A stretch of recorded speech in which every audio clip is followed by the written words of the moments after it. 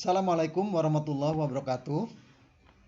Eh, Pada video kali ini kita akan membahas tentang sistem pengisian pada kendaraan. Nah, sebelum kita mempelajari lebih jauh tentang sistem pengisian, ada baiknya kita mempelajari terlebih dahulu mengenai dasar-dasar sistem pengisian. Nah, pada video kali ini kita akan mempelajari tentang prinsip dasar pada sistem pengisian, kemudian dasar alternator. Baik, kita langsung saja membahas satu persatu. Nah, jadi sistem pengisian pada kendaraan ini berfungsi untuk menjamin ketersediaan energi listrik di dalam baterai, ya, dengan cara mengisi kembali baterai setelah baterai tersebut dipakai. Kemudian, fungsi yang kedua dari sistem pengisian ini adalah memberikan arus listrik ke seluruh sistem kelistrikan yang ada pada kendaraan setelah mesin hidup. Nah, dari gambar ini ya kita bisa melihat bahwa alternator ini fungsinya untuk mengisi baterai. Ya. Kemudian alternator juga berfungsi untuk memberi energi listrik kepada seluruh sistem kelistrikan pada kendaraan pada saat mesin sudah hidup. Nah, jadi alternator ini adalah salah satu komponen pada sistem pengisian. Nah, baterai pada sistem pengisian fungsinya untuk menerima energi listrik pada saat alternator sudah menghasilkan listrik. Nah, di awal alternator sebelum bekerja, baterai ini berfungsi untuk memberikan energi listrik pada alternator, khususnya pada kumparan rotor untuk menghasilkan medan magnet. Baik, kita bahas dulu mengenai baterai, ya. Jadi secara umum baterai pada kendaraan berfungsi sebagai sumber energi listrik untuk seluruh sistem kelistrikan yang ada pada kendaraan. Nah, jadi sumber energi listriknya adalah baterai.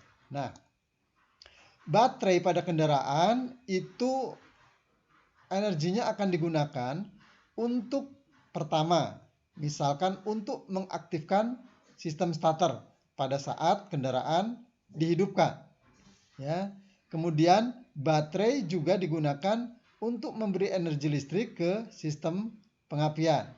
Kemudian ke sistem penerangan, sistem AC, dan sistem kelistrikan lainnya. Nah, jadi sumber energi utama pada kendaraan ini adalah baterai, ya, sebagai sumber energi listrik. Nah, jika baterai itu digunakan secara terus-menerus, ya, maka energi yang terkandung pada baterai ini akan semakin habis. Nah, ya. Nah, jadi kalau baterai kita gunakan ya secara terus-menerus, ya, maka energinya lama-kelamaan akan habis. Nah, oleh karena itu baterai harus diisi kembali ya agar kebutuhan energi listrik pada kendaraan bisa tercukupi. Nah, ini. Nah, sistem yang berfungsi untuk mengisi kembali baterai pada kendaraan ini kita sebut dengan sistem pengisian. Nah, ya. Oke. Jadi kalau kita gambarkan ya, jadi sistem pengisian pada kendaraan ini diibaratkan seperti animasi ini ya. Jadi di sini sumber listrik DC ya. Nah, baterai ini harus diisi kembali setelah dipakai. Nah, oleh karena itu pada kendaraan maka harus ada sumber listrik ya yang menghasilkan arus searah atau DC untuk mengisi kembali baterai ya. Nah, jadi baterai yang sudah kosong ini kondisinya dapat dikembalikan ke kondisi semula ya dengan melakukan pengisian kembali baterai ya yang dilakukan oleh sumber energi listrik yang lain. Nah, jadi baterai membutuhkan charger. Nah, charger pada kendaraan itu kita sebut dengan sistem pengisian ya. Nah, komponen utama yang berfungsi untuk menghasilkan energi listrik pada kendaraan ini kita sebut dengan alternator, ya. Nah, ini gambaran sebuah engine, ya.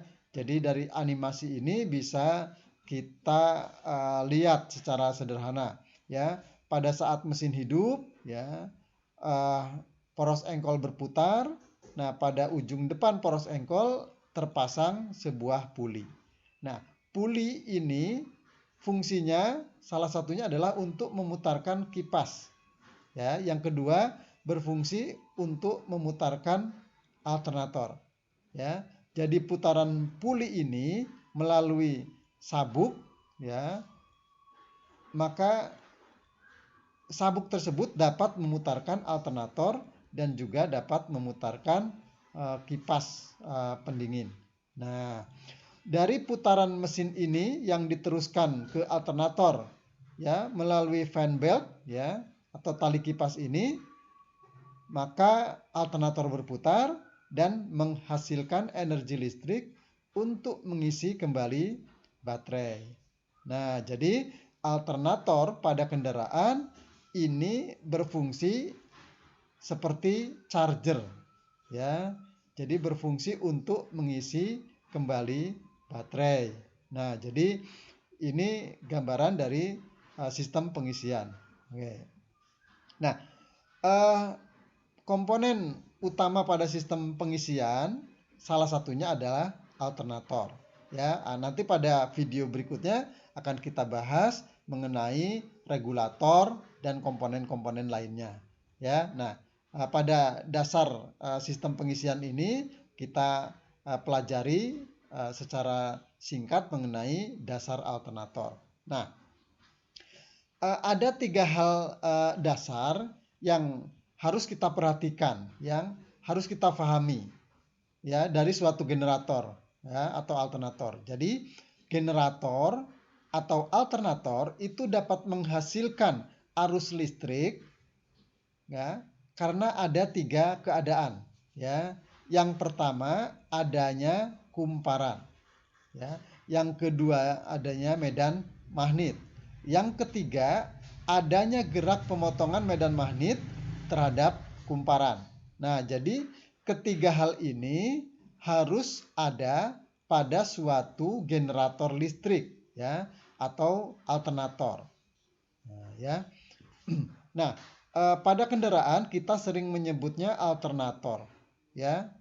Kenapa kita sebut dengan alternator?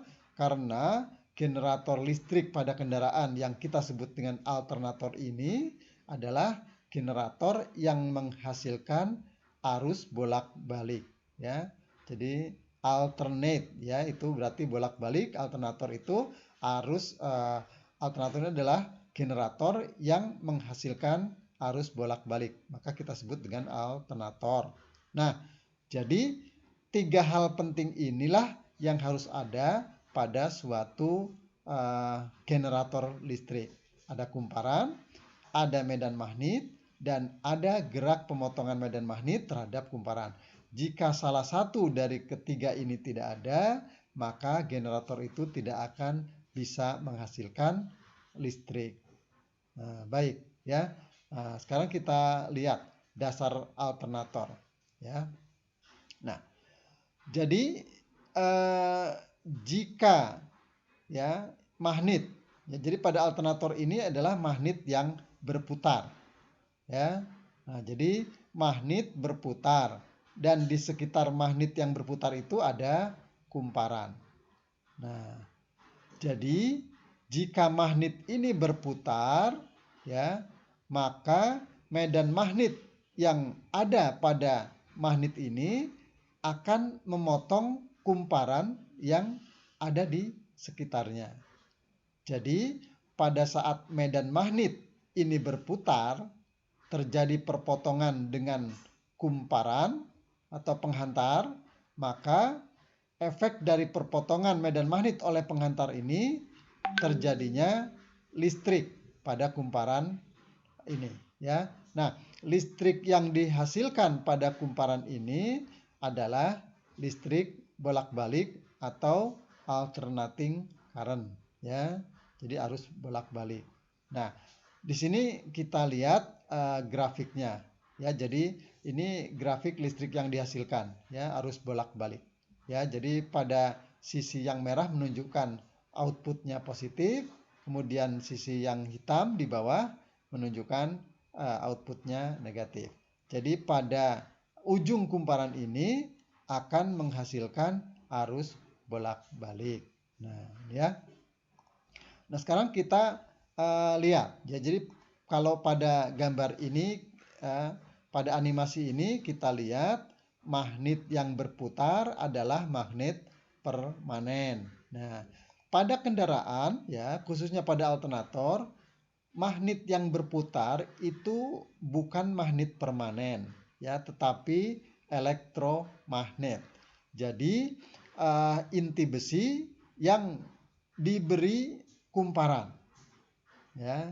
Nah, sehingga kalau kumparan itu dialiri arus listrik, maka inti besi pada kumparan tersebut akan menghasilkan medan magnet. Jadi magnet ini adalah magnet tidak permanen ya, atau elektromagnet.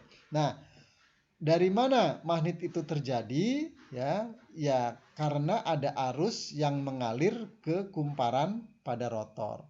Nah, kumparan pada rotor ini ada dua ujung ya. Kita bisa lihat di sini ada piringan yang berputar ya. Nah, ini kita sebut dengan slip ring ya. Slip ring ini ada dua ya. Kalau di gambar ini slip ring yang sebelah kiri dan yang ini slip ring yang sebelah kanan. Nah, setiap slip ring itu terhubung dengan salah satu ujung kumparan pada rotor ya. Jadi kumparan rotor ini ada dua ujung. Satu terhubung dengan slip ring sebelah kiri dan yang satu terhubung dengan slip ring sebelah kanan. Nah, arus listrik yang mengalir ke kumparan rotor dialirkan melalui sikat. Nah, ini ya. Jadi sikat positif dan sikat negatif. Arus masuk dari sikat positif ke slip ring positif, kemudian masuk ke kumparan rotor ya, dan keluar lagi ke ujung kumparan rotor yang lain ya, melalui slip ring yang sebelah kiri, kemudian ke sikat negatif, kemudian ke massa ya. Nah, meskipun pada gambar ini tampak bahwa slip ring ini yang sebelah kiri dan sebelah kanan ini berada dalam satu poros, tetapi antara slip ring kiri dan slip ring yang kanan tidak saling berhubungan ya. Nah, jadi kalau terpisah itu ya. Jadi slip ring kiri dan slip ring kanan terpisah meskipun dia satu poros. Ya, karena ada isolator di antara slip ring kiri dan slip ring kanan sehingga tidak saling berhubungan. Nah, jika arus listrik masuk ke sikat positif, masuk ke slip ring positif, kemudian masuk ke kumparan rotor dan keluar ke slip ring negatif, kemudian ke sikat negatif dan ke massa, maka kumparan yang dialiri arus ini akan menghasilkan medan magnet. Nah, jadi kumparan yang berputar yang menghasilkan medan magnet ini ya, dan di sekitar kumparan ini ada penghantar ya, di antara kumparan rotor ada penghantar ya, maka pada saat rotor yang sudah menjadi magnet tersebut berputar ya, pada kumparan akan terjadi arus bolak-balik ya. Arus bolak-balik ini digambarkan dengan tanda panah yang arahnya kadang ke kanan, kadang ke kiri. Nah, ini menggambarkan bahwa arus yang dihasilkan adalah arus bolak-balik. Nah, pada animasi ini digambarkan kumparan atau penghantar ini hanya satu kumparan saja. Kemudian kita perhatikan animasi berikutnya ya. Jadi kita lihat ya. Ini rotor tadi ya. Rotor, kemudian stator ya, kalau tadi digambarkan pada gambar ini, stator atau penghantar ini hanya satu kumparan saja. Tetapi pada alternator yang sebenarnya, ya, kumparan stator terdiri dari banyak lilitan. Ya, jadi lilitannya lebih banyak supaya tegangan yang dihasilkan tentu bisa lebih tinggi. Jadi makin banyak lilitan pada stator, maka tegangan yang dihasilkan akan semakin tinggi. Nah, jadi pada animasi ini secara prinsip sama dengan animasi sebelumnya. Pada saat rotor yang sudah menjadi magnet ini berputar, maka terjadi perpotongan medan magnet oleh kumparan stator. Sehingga pada kumparan stator terjadi arus bolak-balik. Ya, kenapa bolak-balik? Karena kalau kita perhatikan kutub utara yang N dan kutub selatan yang S, ya pada saat berputar dia akan berubah-ubah posisinya. Ya, kalau kita perhatikan di sini pada kumparan stator, ya. Nah, kadang kutub selatan ya mendekati, kadang kutub utara mendekati. Nah, jadi pergantian kutub utara kemudian kutub selatan yang mendekati kumparan stator, maka tegangan yang dihasilkan pada kumparan stator itu juga akan bolak-balik. Ya, jadi tegangan yang dihasilkan adalah tegangan bolak-balik. Ya, karena kutub magnet yang bekerja pada saat rotor ini berputar, ya itu bergantian juga, kadang utara, kadang selatan dan seterusnya, sehingga tegangan yang dihasilkan pada stator ini adalah tegangan bolak-balik.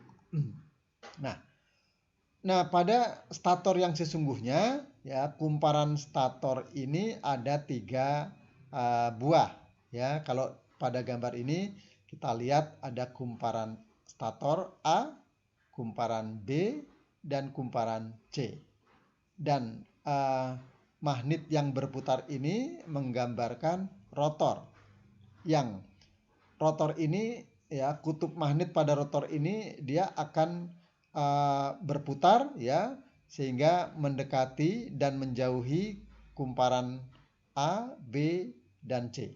Nah, efek dari putaran rotor ini, ya yang mana rotor ini juga sudah menjadi magnet, menyebabkan tegangan terjadi pada kumparan A, kumparan B, dan kumparan C. Nah, jadi alternator pada kendaraan ini memiliki 3 kumparan stator yang menghasilkan tegangan 3 fasa. Nah, kita perhatikan grafik di sebelah kanan ini, ya. Nah, jadi kumparan A, kumparan B, dan kumparan C ini menghasilkan arus bolak-balik secara bergantian, ya. Jadi pada saat kumparan A menghasilkan tegangan, kita lihat di sini tegangannya merah, ya. Dilanjutkan dengan tegangan B dan tegangan C. A, B, C. A, B, C. Nah, jadi selama rotor berputar, tegangan yang dihasilkan oleh alternator itu ada 3 gelombang, ya gelombang A, kemudian gelombang B, dan gelombang C. Nah, jadi ada 3 fasa. Nah, ya, ini sangat menguntungkan, ya, dibanding dengan jika hanya ada satu kumparan, ya. Jadi tegangan A, ya, kalau kita perhatikan hanya A saja, ya, maka pada saat A menghasilkan tegangan, ya, ada sisi gelombang di bagian bawah garis sumbu X ini, ya. Jadi yang bagian atas ini menunjukkan positif, yang bawah menunjukkan negatif. Nah, ya, baik. Jadi demikian, ya dasar dari sistem pengisian. Jadi kalau kita kembali lagi ke awal, ya fungsi sistem pengisian ini adalah untuk mengisi kembali baterai dan juga untuk memberikan energi listrik ke sistem kelistrikan lainnya selama mesin hidup. Nah, ini ya. Oke, ya. Kita bertemu lagi nanti pada video selanjutnya tentang sistem pengisian konvensional. Baik, terima kasih. Sampai berjumpa pada video berikutnya. Saya akhiri dulu. Assalamualaikum warahmatullahi wabarakatuh.